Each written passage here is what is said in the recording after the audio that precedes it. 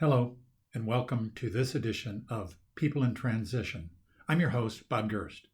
I've been hiring, firing, and mentoring executives, frontline employees, interns, and job seekers in companies around the world through a host of transitions, some difficult, but most very good. I work with people in Hong Kong, India, Australia, and across the United States. What sets them apart? A lot, but there's more they have in common. And one of those commonalities is transition is a part of life. This experience has given me a bird's eye view on a variety of trends, economies, industry disruptors, and transitions that are big and small.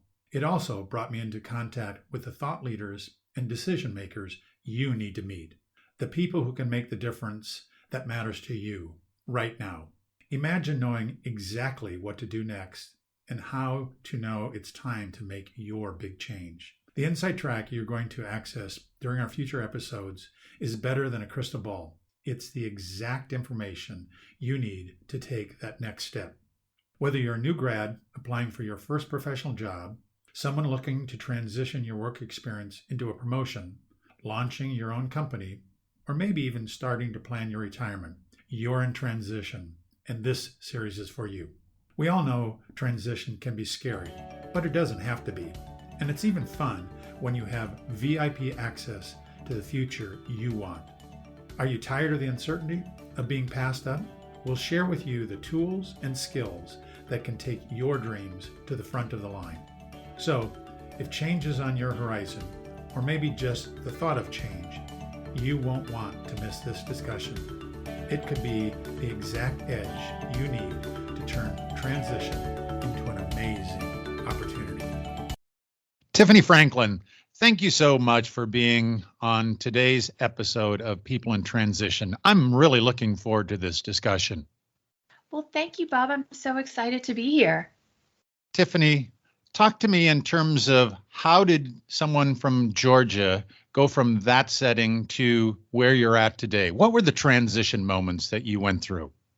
Sure. Well, I think the big ones were what happens to a lot of people with college. With my family, of course, I had traveled throughout the United States as a kid, but actually to get to go live in another city was a really great experience for me. And so I went to Vanderbilt. So moving from Atlanta to Nashville, which wasn't that far away, only a couple of hours, but it was a great opportunity to get to be in another state. And of course, one of the beautiful things of college is I lived in the dorms and getting to live and meet so many people. I used to joke that, you get to know people during high school, but I think in college, when you live with them, it really helps you you feel like you know your friends so much better within a couple months. After that, I had the opportunity. I lived in New Orleans for a while, and then I transferred grad schools and lived in Philadelphia, which I have extended family there. So that was a lot of fun. And it was through my grad school at the University of Pennsylvania's Grad School of Education that really propelled my career. That's where I first got into career counseling and working in college academic administration. And I love that world for a long time, the inherent optimism of helping people launch their careers. And then eventually I worked at a few different universities and was able to start a side business. And that's what I'm doing now as my full time, helping both college students and executives with experience through their career transitions. So, Tiffany, you've certainly gone through a number of transition points that you've just described for yourself. Do you think you did those transitions well? And the really follow-up question to that is, what did you learn about your own personal transition management techniques? Well, the funny thing is, I think it was so much harder when I did the transitions when I was younger because you don't have the life experience to back up that it's going to be okay. The transitions, of course, if I could go back and tell my 22-year-old self, hey, it's going to be okay, I would do it because I think at the time it's so scary. So there's a lot of things I don't know a lot of things I would do differently per se, but I wish I had more perspective on the process. The big one I'm talking about is when I transferred grad schools. I went into a PhD program in organizational behavior down in New Orleans immediately after my undergrad at Vanderbilt. And while it was a strong program and I met some wonderful people, there were a few of us that transferred out after the first year. It was all or nothing. There wasn't a terminal master's along the way, so I would have had to be there for at least 4 years. And what I learned, it looked good on paper, but I remember I had come out of the 8-hour interview and my grandparents were with me. They picked me up in New Orleans that day, and because I was a senior in college at the time, and my grandmother just looked at my face and she said, "You didn't like it." And I said, "No, it's fine." And I remember when I got in, that was the only PhD program that I applied to, and I happened to get in. I think I had applied to about maybe 7, 8 programs, and I got into half, and the other was master in counseling. I think the thing with that transition that I didn't do well, when I was applying to grad schools, I thought I had strategy with it, but it was a little bit haphazard. I would have gone to career services and gotten some of their advice or connected with a career coach about how to approach that. I was just applying to schools that I thought were good, programs that sounded good, but it was just kind of throwing stuff up against the wall and seeing what will stick. And then when I got into about half of them, and I just thought, well, that's the PhD program I got into. Sounds good. New Orleans is a place I'd like to live, and let's do it. Nowadays, I would know, call the Career Services Center and see where do the graduates of that program go.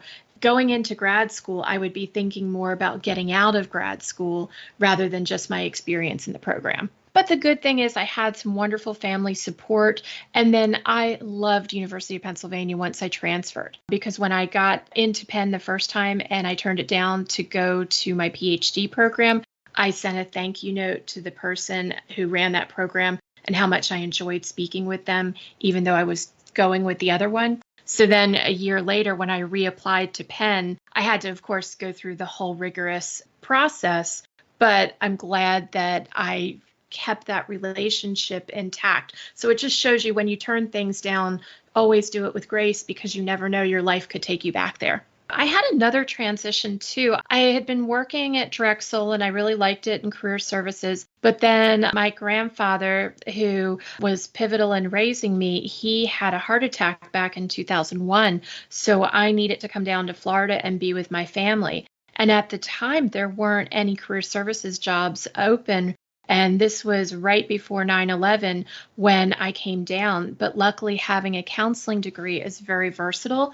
So I ended up working at the state attorney's office for 4 years as a child victim advocate, and then later an adult advocate, helping children who had been abused or domestic violence survivors and families of homicide victims.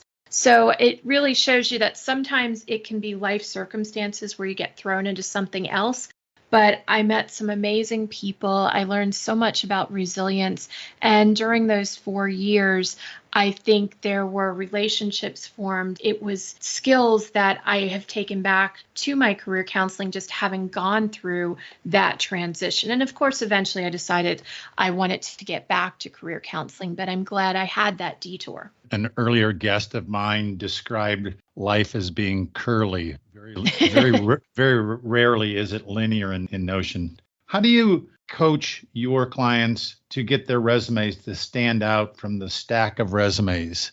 Someone told me recently that Google, every time that they have an ad for a position, that they can receive hundreds of resumes for that one position. How do you get yours to stand out? Well, first take a beat and do some strategic planning before you even send the first resume. I think you want to think about, okay, what are the skills and the value and the competencies I have to deliver? Because I think people get so caught up on job titles of where they were that you need to think, what is it that you like doing? I would rather you take this time up front, and I call it having an efficient and effective search, where I don't want you applying to 1,000 places. I would rather you be more targeted and think about, okay, what are your values? There's this great exercise, and Bob, I'll give you a link to it to put with the show notes, but University of Pennsylvania on their career services site, and it's not behind any firewalls, takes 5 minutes, but basically what are the 30 different values that you could have in a job, whether location, salary, is it helping people, is it working in teams or autonomous, and you pick of those 30, what are the 5 that are most important to you? And that can change throughout your life. And also, I like to rank order them. So I like to go into it thinking about what's most important for me in this job. Is it location? Is it the job function? It's almost like an upside down triangle or a funnel where you start a little broad and start to narrow yourself down a little bit. And once you do that, maybe you have 3 or 4 different areas or job titles that you're thinking, okay, here are some general categories that I think I want to pursue. Maybe one is very much like what you've been doing in your last job, and the other is a little bit different or a little bit of a stretch or doing the same function in a different industry. And then come up with a resume version for each of those functional areas. So what you will do is when you're describing stuff on your resume, first you want to quantify. That helps you stand out. Because when I was a recruiter, everybody would say the same types of things, but the people who quantified, they showed the breadth and depth of their experience. What was the scope? Did they do 10 projects that involved 50 different people? Or was it 2 bigger ones that lasted a few years? Next, you go through and you really look at some target job descriptions within those key categories. And you want to tailor your resume to every job to which you apply. And that really means keywords. There's this excellent site out there called jobscan.co that emulates those applicant tracking systems, which I'm sure you talk about on a lot of your episodes, but it's the software that parses through resumes based on keywords. So for instance, it can be so sensitive if you are a project manager, but the job description you want says project management, it may not count that. So what that site, the jobscan.co does, paste the resume, paste the one specific job description, and it'll show you the keywords that you need to have on your resume. But I think the thing to keep in mind with all of this, I know it can take some time at first to really tailor the resume to each one, but it's worth it. That coupled with networking and, I like to say casting a wide yet strategic net, having patience, and, as you're proofing your resume, you want it to have the keywords, but make sure you get it past the robot, so to speak, but make sure it looks good for a human decision maker, because sometimes people could keyword stuff their resume so much that if a real person looks at it, it makes no sense. Tiffany, you've done a great job describing what an effective resume entails. What are the problems or the errors in design that you've seen resumes? What should people avoid? Well, one thing, avoid just putting the years. Those applicant tracking systems, a lot of them are very sensitive and they want the month on there. So have month year to month year. My little slogan is don't have any lonely years. Make sure a month is always by them. The other thing is I would really avoid a truly functional resume or those skills-based. It's like being in the woods without a compass. As a recruiter, we like to see where have you been, what dates were you there, and not only just what were your duties, but what was your impact. So I think it's super helpful to walk people through reverse chronologically what your jobs were, what the titles. Don't lump your job titles together. We want to see when you were promoted. So when people try and lump all their titles together, it looks like they were doing the same thing for 10 years. When really, if you have the most recent highest title and the dates, and then a few bullets under there, and then the next prior job title and the dates and so on. So those are some things. And just make sure that you're making it pleasing to the eye. Bullet points are huge. Think of it almost like you're a concierge for your resume, walking people through it. You don't want to give them huge paragraphs of text. That will make them scream. And I used to hear this that, recruiters spent 8 seconds on a resume. And as somebody who would, I'm a resume writer, I've been a career coach for years, I help the job seeker, I would be horrified by that. But then when I was on the other side as a recruiter, I got it. I would put a posting on LinkedIn jobs tab, and maybe I would get 100 in a weekend. It's not the job of the person reading to see why you should be in that role. It's your job as the writer of the resume to show them how everything you have been doing has been leading you to this. So show those key skills and maybe have a few, like that's why in the career summary, maybe have it just a few lines, and then I'll have a few bullet points with, like, if I were a product, these would be my key selling points that are relevant to that particular employer and job. Tiffany, real soon, mid-year college seniors wrap up. They go through their graduation, and then we'll be here in May and June for the traditional graduation time. If you were to give 2 or 3 or 4 tips to those college seniors on how to go about their own job search, starting their career, what would those 2, 3, 4 tips be? Sure. First of all, go to your college career services office as soon as possible. And don't worry, you don't have to be prepared to go there. I mean, if you've done a resume, that's great by all means. The more you bring to them, the more they can help you.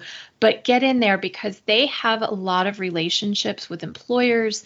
They have amazing events from career fairs a few times a year. And just go in there now because especially, January is going to be a big recruiting time. The other thing is, I know a lot of college students, there's so much pressure on you guys, and you can feel like, well, my roommate got his consulting job back in September. I have missed the boat. The thing is, yes, a lot of the big firms are doing recruiting, and it depends on the industry. If you're talking finance, if you're talking consulting, very big tech, and all, they will do their recruiting in the fall. However, there are so many companies out there that do more just-in-time hiring, meaning that you'd probably be applying in January and then you would get your offer closer to graduation time. And depending on the industries, if it's, marketing or communications or, media and entertainment, it may even be a little closer. You may even see some postings in March. So the thing is, just start now. I almost look at a job search as like a background app or another one of your courses. You can't cram a job search. So do it little by little. And there will be ups and downs. Just remember, you don't have to get your job tomorrow, but I want you to do something for the cause every day. The other thing is, just like with experienced job seekers, you do want to have different versions of your resume depending on where you're applying, which I know in college you're thinking, wait a second, I've only done so much. But that's okay. It just may be what you're emphasizing in terms of the language. Don't forget to include your transferable skills. So lots of your leadership and activities that should go on there. It should mostly be your college experience. But if you have something huge, like say you were president of your student council back in high school, you could put that as a line on there too at the bottom. Your jobs, it doesn't always have to be career-related jobs. Even summer jobs, if you had something in retail, lots of customer service transferable skills with that. And the other thing is, practice your interviewing. Just because you're a people person does not mean you're a good interviewer. Those are two separate things. So you really want to think about your answers, keep them for most behavioral or standard interview questions between 90 seconds to 2 minutes. Tiffany, what do you think the biggest misunderstanding by applicants about the job market? What's their biggest kind of misconception of what's going on in that job market?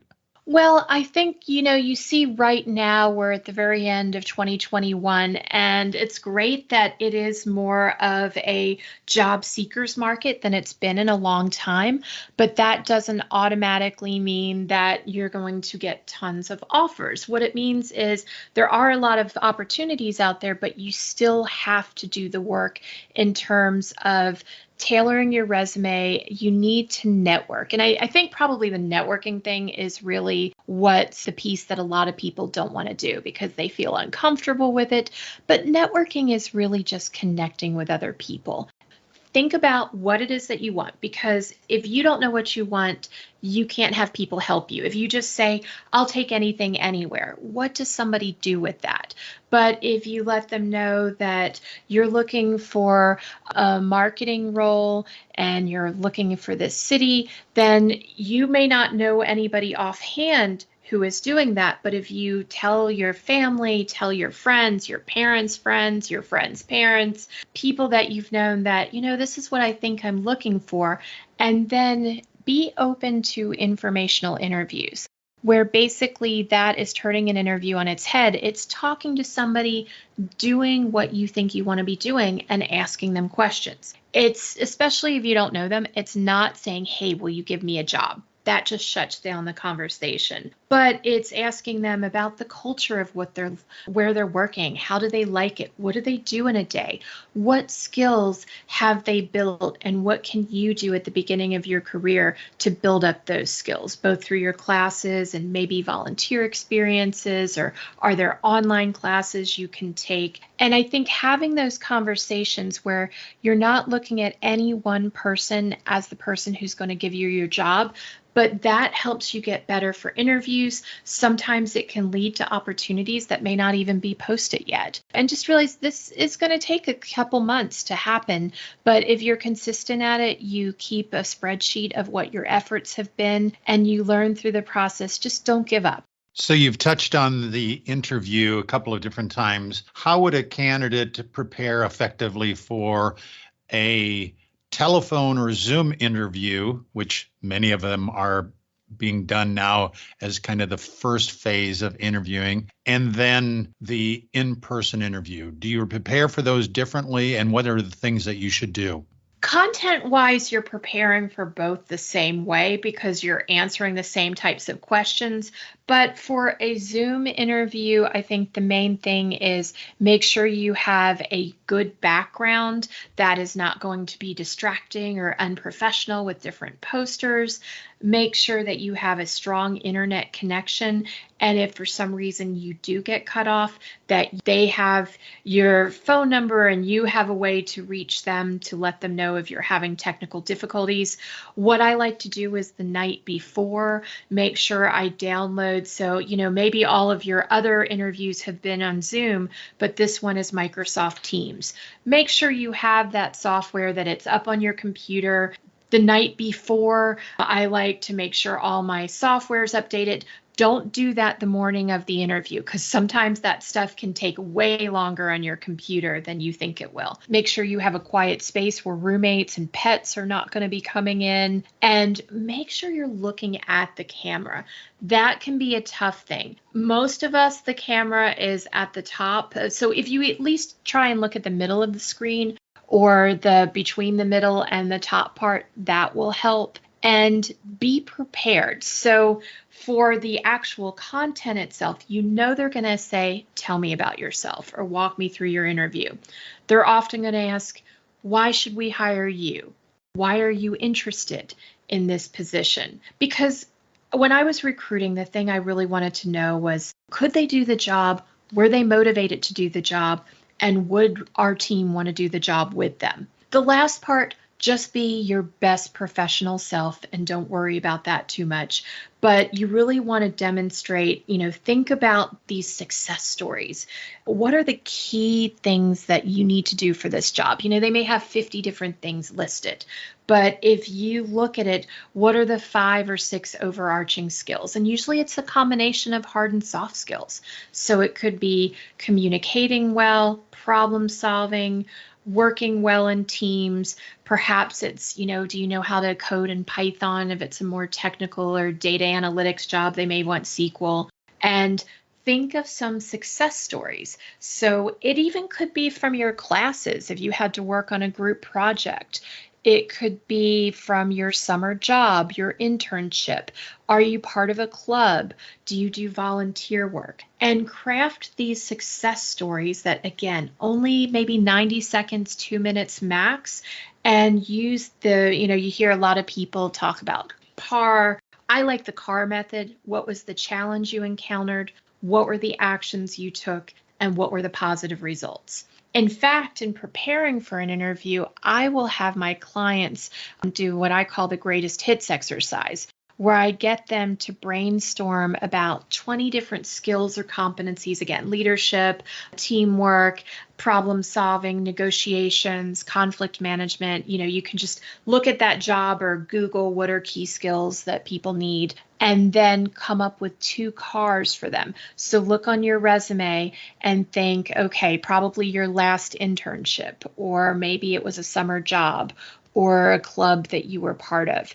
And I don't have clients write them out because this is not the Gettysburg Address that you're memorizing. I would have them keyword for, the C in car, which is the challenge, the A, the actions, the R, the results, and then practice saying it a few times. And you want to make sure that not all your examples are coming from one job. I mean, of course, your most significant or recent job will probably be the bulk of examples, but pull from throughout your career to make it more interesting for you as the interviewer, and also to show that you've been building these skills for a while. Tiffany, does the questions the candidate asks the hiring manager or HR, does it matter? And what should these questions be about? And I guess the third part of that question is anything to stay away from? Sure. So yes, they definitely matter because, sometimes people would erroneously think, oh, well, I want to show that I was paying attention. I'm not asking any questions, where it's the whole complete opposite of that. You want to show that you are interested and you have questions. But the questions are such an opportunity to demonstrate that you've done research. So before you go into that interview, you want to understand who the company is, really look at their website, look at their mission statement, their values, understand, do they have services or products? How are they pitching themselves to their customer base or their clients? Understand how do they differentiate themselves from their competitors? And some of the questions you can ask are, you could ask the person who's interviewing you, how would they define or describe the culture of that company? What do they think the greatest challenge will be for the person who will go into this role? What would they like to see this person accomplish? Now, if you're talking about an internship, you may ask in the first month. If you're talking about a full-time job, you may ask, what would you like them to accomplish in the first 3 months? If you go and read recent press releases, look at their Twitter, look at their LinkedIn, and perhaps there's a question to ask based on that demonstrates that you're not trying to trick them here. You're just trying to show that you were interested enough to really look at it and you want to take that a step further. Now, things to avoid. You never want to say anything negative about a former employer. Because the thing is, even if it's justified in your mind, they will think, wow, if they're speaking negatively about that person, what could they be saying about us someday? I want you to be genuine. For instance, okay, there's that old movie, The Devil Wears Prada. So you would not say about, if Andy were talking about that experience, she would not say that it was a nightmare. She would talk more about that, she works well under pressure and that she had the opportunity to travel with the team and that the clients, they had many deadlines that they were meeting every day. So think of the positive spin on your resilience and, working in a very intense environment. What if you get feedback from the company that you're interviewing with that you're overqualified for the position? What should you do with that information? Sure. So that can be disappointing when you hear that. But what you want to show them is, well, I don't look at it as being overqualified. I look at it as what I have to bring to this role. And thinking what they're worried about is that you're going to leave in a year or something like that or less. And it takes a lot of time and effort to train people. So when you hear that, that's a signal that you want to show them how being there fits into your goals and talk about why this pivot makes sense for you. So perhaps you were at a very high position in another industry, and then you're taking one that may be a step lower here, but yet you're so interested and you want to grow with them, and you feel like you have these transferable skills and this knowledge to bring. So that's why it could be a beneficial relationship for everyone. Why might you want to Google your name? What would that achieve for you? Well, because the recruiters are doing that and the hiring managers. So you want to understand how you are being portrayed to the world. So be very careful with all your social media. Think about anything that you are posting could come back later. So really, go through and do an audit of your own social media and make sure that, you are avoiding controversy. You may have the best interview in the world, but if they go back and look at that, it would give them pause. Tiffany, any books or other resources that you would recommend to someone going through their own personal transition? Yes, on my podcast, I had Dr. Catherine Brooks, and she has been doing the latest edition of the classic What Color Is Your Parachute? She did it for 2021, and she has one for 2022. And I think even though that book has been around so long, I love that they update it every year to make sure that, for the remote positions, and it just that book really talks a lot about making transitions. And again, with the update from Dr. Brooks, I think it's very helpful. Tiffany, if our listeners remember three things as they go through their own personal transition, what are those three things that you want them to remember? Sure. I think the first is have perspective on the situation. When you're going through a transition, it's so uncomfortable. But remember, this is a period of growth for you. So another 6 months can completely transform your world. Don't get so down on yourself. In fact, I make my clients go back and write, what are the 5 times that you accomplished something you didn't think you could? And whether it's in a Post-it or something, put that somewhere prominent in your room, in your office. So when you go through the ups and downs of the job search, you can look back at prior wins and know that you're going to get to the other side of this. It's just a matter of being persistent, which is the second thing. You have to keep at it. So rejection is part of this process. You're not going to get invited to interview everywhere you apply, or maybe it's not a rejection, but not every networking lead is going to lead to your next job, but it could lead to somebody that's an important part of your life. Or maybe you just met an interesting person. Maybe you'll be able to help them someday. So I think the third is keep an open mind through this process. So just have perspective that this is an uncomfortable process, but yet you could, if I look back to my own transition times, usually after that transition, the next year was really good. It just took getting through that transition and remembering what I have to offer, taking time to strategize about where I'm applying, giving it my best effort, and also looking through the process and learning. That's why I like to have spreadsheets that track where I'm applying, which version of my resume, did I do job scan, did I network, and then every couple of weeks, I'll really evaluate what's working, what's not, how am I iterating along the way and growing. Tiffany Franklin, thank you so much for just a host of great tips and techniques that you shared, your personal experience in transitions, and just caring enough about people that are going through this, because it is oftentimes a difficult journey. But I'm sure, like me, you've seen 99.9% of my people that I've coached through it have ended up on the other side having a great opportunity, sometimes better than what they had before. So thank you so much for being with us. Oh, thank you, Bob, for all you do. I really appreciate you and appreciate the opportunity to connect with your audience. Thank you for listening to today's podcast. We're working in unprecedented times as the world responds to the recent COVID-19 crisis.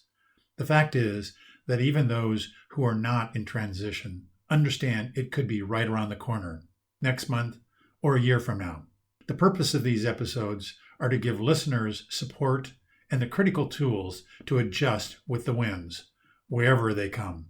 I'll continue to introduce you to guests who have successfully, perhaps gracefully, or without too many battle scars, survived their own obstacle courses, and can share useful information on how to steady your ship or your world in this uncertainty. If today's message was helpful to you, please share it on social media. If you have any questions or podcast ideas for future conversations, reach out to me on LinkedIn.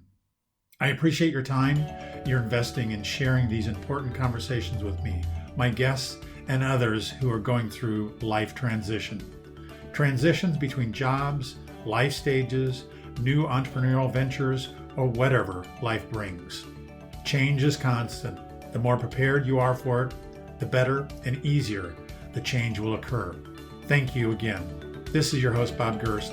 See you at our next episode of People in Transition.